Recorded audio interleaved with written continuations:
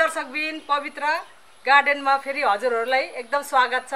मैले फेरि अर्को भिडियो लिएर आएको छु। आज दर्शकबिन हजुरहरुले अवश्य पनि लाउनु होला। यो वास्तु अनुसार एकदम राम्रो यो प्लान्ट हो। हजुरहरुले धेरैको घरमा पक्कै पनि छ होला। यो जसको घरमा छैन यो लाउनु भन्नु चाहन्छु है त म। अनि अब वास्तु अनुसार घर बनिन सक्दैन। सानो सानो प्लेस जग्गामा चाहिँ वास्तु अनुसार घर कहिले पनि बन्न सक्दैन। त्यसको लागि ठुलठुलो एरिया चाहिन्छ। अनि कम्प्लिटली वास्तु अनुसार घर बन्दैन के दर्शकबिन। वास्तु अनुसार चाहिँ अब यहाँ किचन हुन्छ, यहाँ टोयलेट, यहाँ बाथरुम भनेर त अब यहाँ बेडरुम, यहाँ पूजा कोठा भनेर हुनु सक्दैन। कतिको हुनु सक्दैन, कसैको धेरै जसोको होला नहोला पनि। तर यो प्लान्ट मैले अहिले जुन प्लान्ट भन्दैछु त्यो प्लान्ट रोप्नु होला। जस्तो कि यो प्लान्ट रोप्यो भने वास्तु दोष सबै मेटिन्छ। हजुरहरूलाई कुनै पनि शनि ग्रह पनि मेटिन्छ। केही दशा ग्रहहरू यस्तो के अरे नेगेटिभ भनौँ न, नकारात्मक ऊर्जाहरू केही पनि आउन सक्दैन। म अब देखाउँदैछु। हेर्नुहोस् दर्शकबिन, मैले अहिले जुन प्लान्ट देखाउँदैछु यो प्लान्टको नाम चाहिँ यो फुल प्लान्ट भनौँ न। यो प्लान्ट चाहिँ अपराजिता भनेर भनिन्छ। नामै अपराजिता। त्यही भएर कसैले पनि पराजित गर्न सक्दैन दर्शकबिन। यो प्लान्ट चाहिँ हजुरहरूले जसरी पनि लाउनुहोस्। जस्तो कि मैले अघि भनिसकेँ, वास्तु भयो, वास्तु दोष मेटाउँछ, सबै अपराजित गराइदिन्छ यो प्लान्टले चाहिँ। त्यही भएर यो प्लान्ट चाहिँ अवश्य पनि रोप्नु होला। हजुरहरूले रोप्दाखेरि चाहिँ कि उत्तरमा राख्नुहोस् यसलाई कि पूर्वमा। पूर्व नै त उत्तर दिशामा बनाएर राख्नु होला। अरू यो प्लान्ट चाहिँ फेरि थाङ्रा अवश्य पनि दिनुपर्छ। यो थाङ्रा दिएर लाउनुपर्छ यो प्लान्टलाई। अरू दर्शकबिन यो फुल चाहिँ पुष्प शङ्ख पनि भनेर भनिन्छ यो फुलको नाम। अनि अपराजिता पनि भनेर भनिन्छ। धेरै नाम छ यो फुलको। अरू यो फुलमा यो सेतो पनि हुन्छ।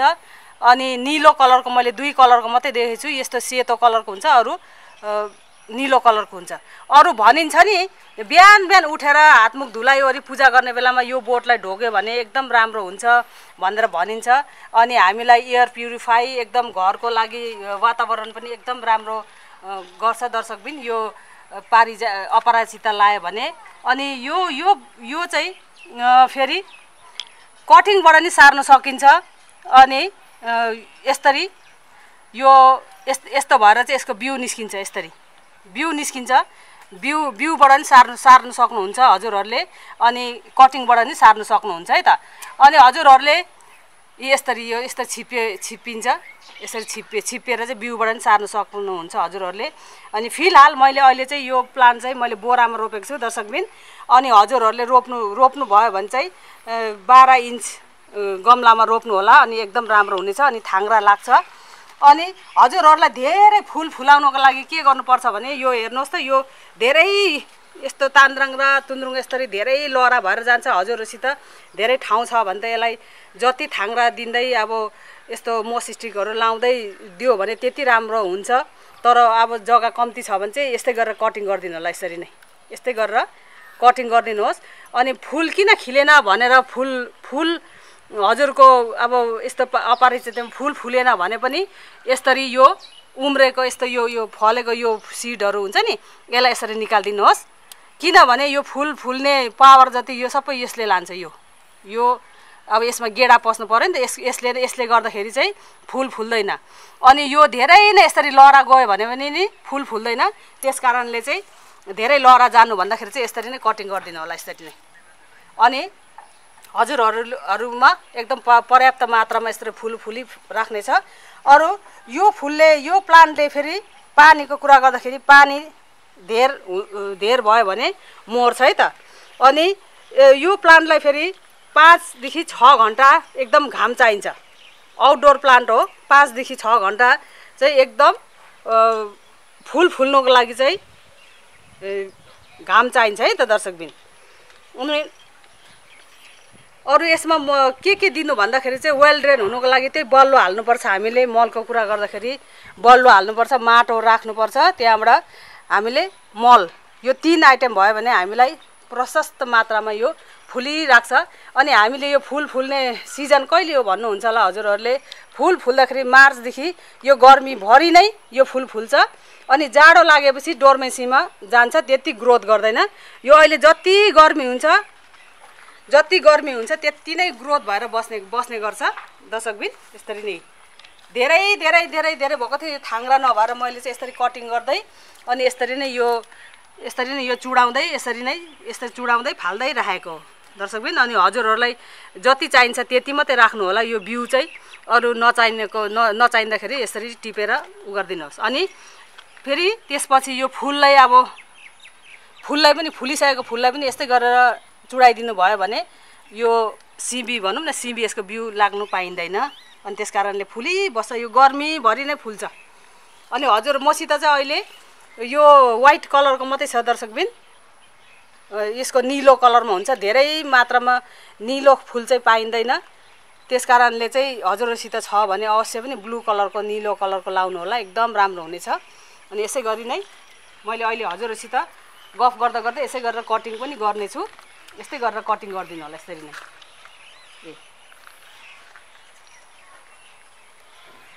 अनि एकदम सजिलो छ, वास्तु अनुसार एकदम रोप्नु होला दर्शकबिन। पूर्व उत्तर चाहिँ राख्ने कोसिस गर्नुहोस् है त। अनि एकदम घाम चाहिन्छ, 5-6 घन्टाको घाम चाहिँ अवश्य पनि एकदम चाहिन्छ। यस्तै गरेर यसरी कटिङ गर्यो। अनि यो कटिङबाट पनि सर्छ, बिउबाट पनि सर्छ, एकदम इजी टु ग्रो प्लान्ट हो यो अपराजिता। हेर्नुहोस्। अनि दर्शकबिन यो अपराजिताको बारेमा भन्दाखेरि हजुरहरूलाई कस्तो लाग्यो? मैले अपराजिताको बारेमा जति जानेको थिएँ त्यति भन्नु चाहेँ दर्शकबिन। म फेरि सालिन्दै मैले यसको बारेमा भनेछु। मैले सुनेको छु कि यो कलरको निलो र सेतो मात्रै देखेको छु यो कलरमा चाहिँ, तर पिङ्क कलर पनि हुन्छ भनेर सोचेको छु, सुनेको छु मैले। तर म आस्ते आस्ते सर्च गर्दै खोज्दै जान्छु म कति चाहिँ भेट्ने रहेन रहेछु। मलाई ब्लू कलर पनि भनेर दिनुभएको थियो एकजना साथीले, तर ब्लू कलरको चाहिँ होइन रहेछ, सेतो मात्रै भेटेँ। अनि यसरी नै मेरो यो उत्तरपट्टि फर्केको घर छ, मैले यो पूर्व उत्तर पारेर चाहिँ यतापट्टि राखेको छु। यसरी नै हजुरहरूले यस्तै गरेर रोप्ने कोसिस गर्नुहोस् है त दर्शकबिन।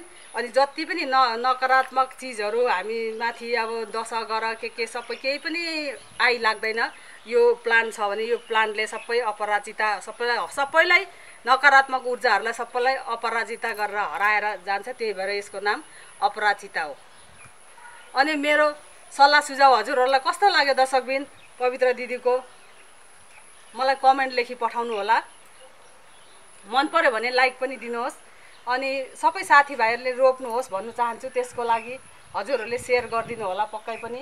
अनि नयाँ भ्युअर्सहरूले हेर्नु हुँदैछ भने सब्सक्राइब गरी बेल बटनलाई प्रेस गरिदिनु होला।